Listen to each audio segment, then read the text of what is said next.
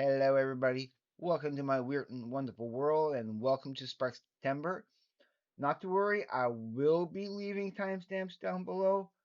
But before I begin the main subjects, I just want to give you a couple of I just want to explain a little bit about yesterday's video with the comedy video. As you know, I did a comedy video yesterday, a comedy skit, and I know some people will appreciate it and get it, but some when you're doing comedy like that, not everybody's going to get it, and it's not. They don't have to get it. I'm doing it for the people who will find it funny. Again, don't take it seriously at all. I was playing a character. I wasn't even doing an impersonation of anybody. I was fully making up a character as original and as unique as I can, just based on a big amalgamation of a lot of different people. I knew that I wanted to give him a slightly a nasal talk, a way of talking. I wanted to give him, I wanted to make him impatient and just like a head full of bees. That can't tolerate much for long. He's really narcissistic and self-centered, and that's kind of it's kind of basically a bit of a commentary on what I consider as, people being stuffy and people being uptight. But that's it. That's all I need to say about that. I do want to get into the main subject now, of course. Again, I do not mean to offend anybody at all. I'm not poking fun at any particular person. It's just, like I said, amalgamation of people. So no offense is ever intended. Okay. Now, since hmm, now I'm not I didn't rehearse this. I don't have any script. I'm just going to just from I'm just I want to try to give you as as natural and honest a review of I'm doing two in one. I'm going to do a review, of course, of a Woofer and Tweeter's closing. That's the first review because I played it three times. I played it on the internet. I just played it again not too long ago, like about an hour and a half ago, and I have some thoughts on it. So talking about a Woofer and Tweeter's closing, yeah, because note that I hadn't played it before yesterday because I actually kind of wanted to wait until I obtain the actual CD to really listen to it, in that way, but because of Sparkstember, I had to listen to it. So yeah, what do I think of it? Okay, I have I know I'm going to need to hear it more. I still kind of like the the first album, the debut album, better than that one. There's a few. Is Once I get all the actual albums, I'm going to need to do a proper ranking and a proper review. I give it an 8 out of 10. Now, it's a good album, and I do like it, and I do want it, and I will be getting it for sure. But and and it'd be interesting if they ever come out with like a remaster or a special edition where where they actually do fix the speed and that of the because it is. I don't know if it's just for that song or not, but and it's the only album. I mean, it has a good sound production and everything. It has an interesting sound production that's different than all their other albums. Russell's vocals, okay, are interesting, and I have a couple of thoughts on it before I get to the songs itself. The first thought I have about it is that Russell's vocals, okay, seem a little chick monkey, like just a little tiny bit more chick monkey than I mean, I don't get that impression with any other thing I've heard from any other album with Russell with his singing. But on this album in particular, I don't know why, but his vocal sounds, specifically Chick Monkey, well, definitely on Whippings and Apologies for sure, which I really kind of really like. It's a good song. And maybe one of my favorite songs on the album, but we'll see. I should have wrote down the list of the names of the songs. I don't have it actually on like visible to me, so I'm just going off by memory of what I know. But yeah, okay. I find it to be, and I actually appreciate it and I like it. But a statement I want to make is, okay, I can completely understand why their second album didn't do as well as they wanted to do it, and considering at the time when that album came out, the United States, how their mentality, their way of thinking, okay, I think that the average the average citizen, okay, the average person, music listener of the United States at the time, and why that album didn't do well, they probably thought it was a little too silly. And oh, it sounds like it sounds some of the sound, like some of the music is almost circus like. If you, it is a weird album. This is just my impression that I'm getting. This is my opinion on this. I don't speak for anybody else. I know because I'm coming into it fresh. I'm coming into it like, complete like I just heard the album 3 times in the last 24 hours. And so I should have made this video yesterday. That's why I'm doing this video today. And I'm also going to be doing a review of this right after this, right out like 2 for 1. And then from here on in, every subsequent video I do make for Sparkstember will be one at a time. But I do actually want to keep with the numbers. I want to keep that tomorrow I will be doing propaganda. The next day I will be doing indiscreet and so on and so forth. I just I should have done the review for Woofer and Tweeter's closing yesterday, but I had that little stupid comedy bit that I wanted to do, and it is stupid. Okay, I will agree, and it's meant to be stupid. It's meant to be silly. I'm trying to, again, poking fun of myself, and yeah. Okay, I'm done on that. Let's go back to Woofer and Tweeter's closing. Yeah, yeah, that's what I'm saying that it sounded. I still really like it, and I do want to get it, and because an album like that, because I will say right now, I do like Indiscreet better. I do like, of course, I like Propaganda and Kimono better. I do like the first album better. So there's a lot of albums I would consider before consider a Woofer, but it is an interesting and good album that where it would rank later on once I get all their collection. Who knows? Who knows? Because right now, again, what I'm kind of obsessing about is, I mean, I was when I first got a number one in heaven. I was obsessing about that for a while, but now my focus has shifted over to angst in my pants. I've been listening to that a little bit more. I really love it. I think that's going to get ranked up a higher, way up higher in the list. Don't know where yet. What is it going to bump down and why? It's like, is it better than the girl who is crying in her latte? I don't know. I maybe, probably, and so on and so forth. Is it actually? Do I like it actually better maybe than even Kimono My House?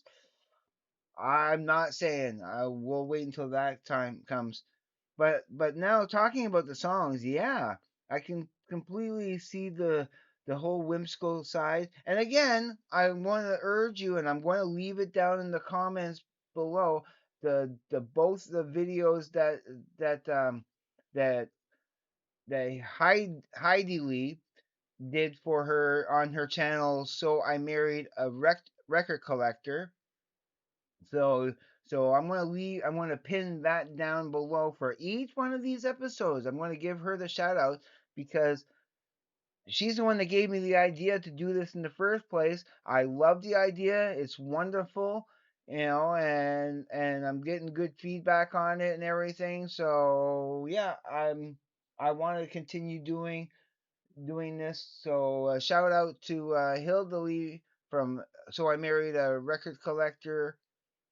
Awesome. I loved your videos. I watched all your videos already, the first three. I'm looking forward to the rest of them, and I will at one point tonight there go back and leave a little bit, a couple more comments on those because I do have a couple of things to say but they're all positive and all great. So I just want to let you know that. And so yeah, when it comes to the songs, there's a few songs on it that popped out as being good. But like I said, overall, and I don't mind. Actually, I really don't mind the Do Re Mi song. I mean, yeah, it's silly. I know, I know that some people will skip it and that, but I'm not gonna ever skip that. If when I do get the album, it is an album that I will be playing the whole thing. I don't find it all that bad at all, really. Like it is not like I don't find there's any real terrible songs on there for me personally. They all have their special charm in their own way. I mean, to do a ranking of the songs, that would be later once I get the album and have a few more listens and that. But yeah, I know the last song really kind of yeah, yeah, I really like that song and there's another one I can't think of the name offhand. It's just kind of eluding me at the moment. But yeah, I really, really do like the album. Want to get it, but it's not. It might climb up a little bit more in the rankings eventually, but it's in there in the middle somewhere. It's in the middle somewhere. All right, so let's switch gears now and get to something I can talk a little bit more about in a different way. So now here's part three, and now we're up to date. We're up to speed with my Sparkstember here. We're going to talk about Kimono My House, and again, Heidi Lee, she said it awesome. She gave a good little talking about that cover and what that represents and what that means and everything. So again, go check out that for her interpretation of everything. But I want to talk about yes, okay, this is the album that I first discovered Sparks with.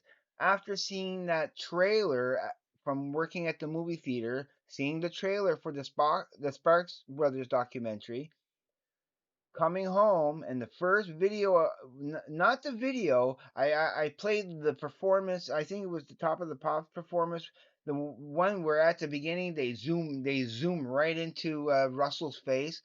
I thought that was such a striking thing to see in the trailer when I saw it. So when I saw that and then I heard the song for the first time and those juxtaposition of words and what is he talking about? But it was so quirky and weird. Okay, and I will use the word weird in the most wonderful and in the best way possible. That attracted me to the wonderful lyrical craftsmanship of Ron. Those lyrics to all of these songs are just special. So before I had ever heard anything else of Sparks, I had listened to that first, and then I started with like very soon after I went through all the videos. I went through all the videos and got a good like well-rounded idea. Okay, so they're multi-dimensional, multi-layered, you know, band that's just fantastic. So and then like when you get into amateur hour and when you realize you kind of giggle to yourself. It's like talking about a virgin losing their virginity. Yay! Falling in love with myself again. Yeah, okay, because again, I had been preaching, that you should be your own best friend, that you should, be in love with yourself, not, but, but again, not narcissistically, not in any narcissistic way.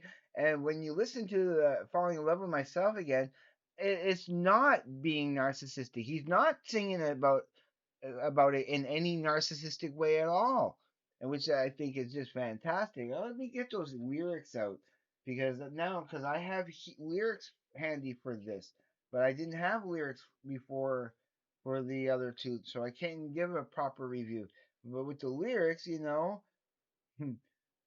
talking about birthdays and being similar, that we are all basically the whole first phrase is that we are all the same, that we all have the same dreams and wishes, that we have, families and fishes and stuff, and and then with and the next verse is with her hand and my hand and hers, and though we look a blur because we're I guess because they're moving so fast, and yeah. So in order, I guess he's saying that in order to he's falling fast into a relationship, but so it's a complicated it's a complicated song. Again, I also want to leave the link down to Metaspark's channel because he can. I'm kind of tongue tied at the moment to try to explain what I get from those lyrics, but I thought going to see Paul Barrett's channel and hearing his perspective on those lyrics. Yeah, I'm gonna leave a link to his channel down below because again, nobody says like I love his channel for that reason that he gives you an insight, and again, you can either agree or disagree with what he's saying, but you have to admit those yeah, those clues are all there for the taking.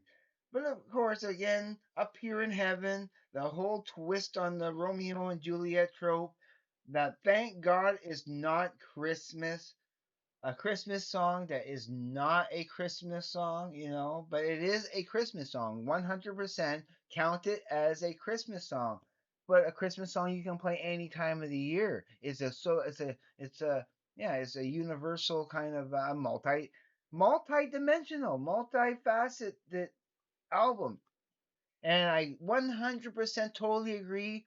The perfect gateway into Sparks. It's a perfect gateway drug into this awesome band. This is such a great drug to be hooked on. So good for you.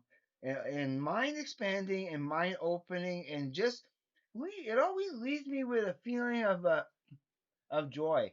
Not as much as the next album, which I can't wait to get to, because that's the one where I'm going to gush the most and really have. I think I'm going to have a lot to say about that. And I don't care how long this episode is going to be, whether it's 20 minutes or 25 minutes or 30 minutes. I don't care. I am going to talk about this until I'm done because yeah, it's a little bit of a special album. And I'm trying to go to it. I want to go to every song. Hasta mañana, monsieur. I like when he, talks, in different languages and that. And going back to for a moment, going back to Woofer and Tweeter's closing, those moments where where and he's doing such a lovely job. I'm talking about Russell and when he's singing French. He's doing such a lovely job with that with that French, that it's like very eloquent and yeah, it's great. It's perfect. And another one of the better songs on the album for sure. I love that he sings French and he's doing it very well and very well pronounced and yeah, kudos. Sorry. And so yeah, I'm not going to go too much into my interpretation of what I think these songs mean. Like I say, for that I really suggest you listen to Metasparks channel. So but I want to give you my impressions of how it made me feel, and because you know, I also will direct you to Larry Graves or any other Sparks fan out there, and also especially Monty Mullen, the ones I had, those three that I had on my special live stream that I had with them, you know, that was such an awesome thing. They are much more of the authority. I'm a newbie with them. I'm such a newbie. And but this now I think I've been comfortable with this album for at least 3 years. And and I you know Talent as is an asset is another one of those jaunty songs that I really love. It's in the top tier for sure. It would be an S tier absolutely song. Because it's I love again a band, and you considering when it came out, a band talking about Albert Einstein, like just as Heidi has said in her channel, you know, to be able to talk about Einstein in that way and getting kids interested in science, hopefully, you know, and to look into the and who is this Einstein guy, you know, who are they talking about? Albert. And and another one of my favorite songs, I think, is "Complaints." You know, I like that the first line is because the next part of what he says after that first line cannot be. It was not written down because it goes, "Nothing in the world is perfect, la di da di da," kind of thing, you know. And then you know, grin and bear it silently or yelling in my ear. But that la di da di da again, chef kiss because to throw that into your lyrics like that is like you know it's like I love it. I love it. In my family, is it is it really as bad of a song as I mean, people. I hear people saying, okay, it's not their best song. It's not their, you know. It's like why? Why is it because Russell wrote part of it? You know, no, it's such a great song. You know, even if it's not all Russell.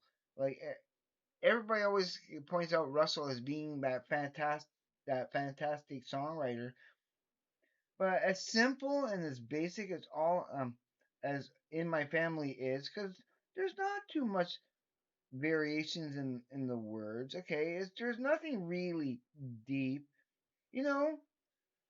Because if you look at it in the way I'm kind of trying to look at it right now, I think that is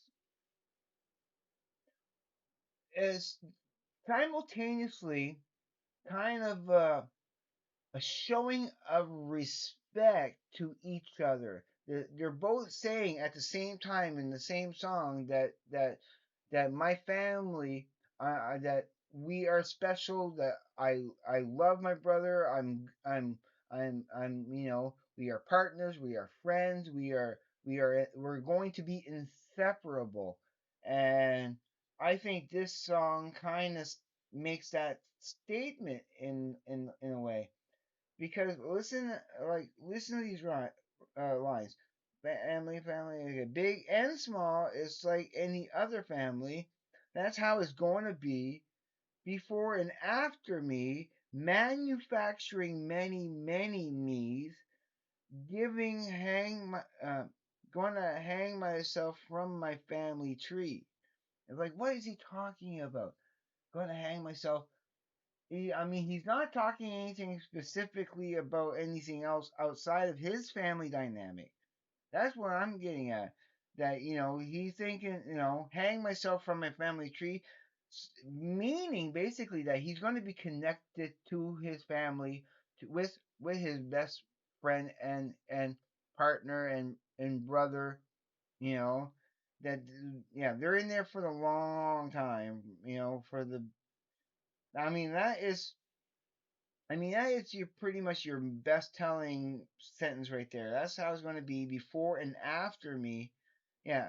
That's what I think. That's what I'm feeling it's about. You know, beyond what the words are suggesting. I could be totally off. Okay, again, I'm just going off the top of my head. just relating to how I'm kind of interpreting it. Equator, I did not really like it as much the first time. Again, I guess it's because I had a certain bias against the falsetto, and I'm like, wow, okay, that's the first time I ever heard a falsetto being used quite consistently through a song and quite so high during a song than ever before. I don't think I ever heard. I mean, I guess you could say, if you ever listen to Tiny Tim's tiptoe through the tulips, that would be considered the same. But in that style of music, it totally stood out, and yeah, it kind of gave me just an aversion at the beginning. But now, being used to it and being used to all the other falsetto stuff that Russell does, it becomes more normal. It becomes more standard, and I'm actually appreciating the musically, sonically, the song much more than I did before. And but you can't deny those awesome lyrics.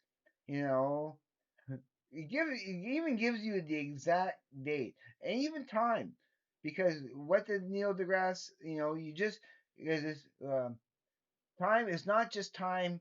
It's time. Time and space. Space time. Time is that fourth dimension that without time, or you can't you have when you ask somebody to meet you somewhere, like, okay, what time, then where, but you got to be way more specific than just the equator. Like, where on the equator. It's clever and just goes to show. I think it's one of the few bands, I think, at the time where you could say they gave you lyrics and thoughts that was outside the outside the box. It was truly outside the box of anything you might be getting. Okay, maybe the Beatles did have some cryptic lyrics in some of their songs, like when you're thinking about say for example some of the stuff on uh on the White Album, for example. Some of that stuff could be, cryptic. You know, talking when you're talking about the walrus and stuff like that, it's like, okay, that's a little different. But when you're going off in the way in the tangent that Russell, sorry, that the lyrical writing of Ron goes into. Yeah, when I get into this album, when I start thinking about this album, and it's high up there in the rankings for sure. And of course, they have a couple of really great bonus tracks on here with Barbecuity and Lost and Found. And I'm actually really, I think Lost and Found is probably in my top five favorite songs on this, even though it's not the main, like it's bonus tracks.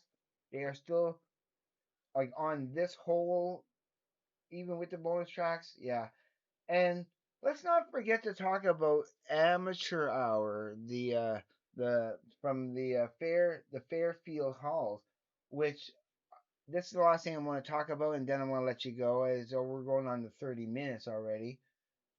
That the that just listening to it for the first time, okay, I did not know that a video had existed for that live performance, okay. I was wondering what's going on. That that Why does he sound out of breath? Why does he sound like he's not, like he's missing lyrics? He's not starting the lyrics to write, and he's kind of getting some of the lyrics a little weird and confused. I had no context. There was no context for what I was hearing until somebody suggests, "Oh yeah, you should go and watch the." Because I had asked about that. I was like, "Why is he so out of breath? Why? What's with that? What's with that performance?" You know. And then when I watched the performance and seeing that the stage is being rushed by women and security guards are trying to keep like the and seeing Ron in that what they call a wife beater, that shirt. It's and I think he's wearing that. Is he wearing a hat? Yeah, I think it's just perfect. I think it's just perfect. It just shows. I think that's a great example of the buzz and of the specialness of what that band is. Okay, that at that time that they were such a at the height of their career in some ways.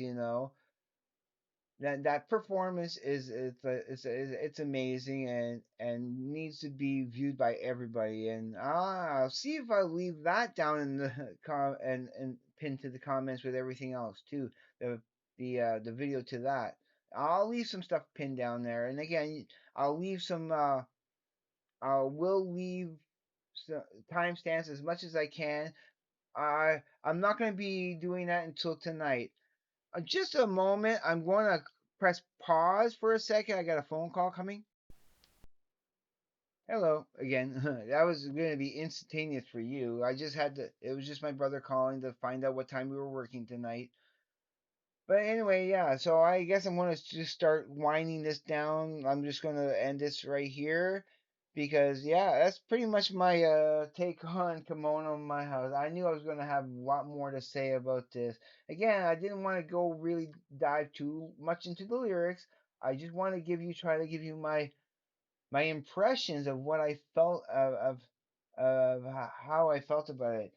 Again, like I said, I'm a new fan. I wish I could give you some of the depths that these other Sparks fans, which I'll leave everybody's I'll leave everybody's links and everything down below for sure. But I am gonna end this before it gets too late and I start babbling. But you guys know I love you. I am enjoying this, and I'm going to be doing like all month, every day. I am going to be doing a Sparks video. I'll be reviewing everything I have, everything out there that I can of Sparks. So look forward to that. I'll be looking forward to seeing you comment and giving a like. Please give a like if you like these types of things. If you're watching me for the first time, please consider subscribing to my channel. I will greatly appreciate it and love you forever. And I'm going to let you go now. Please, everybody, be safe. Take care. I will see you on the flip side. And please, everybody, have a great day, evening, morning, night, afternoon, wherever you may be. Peace, everybody.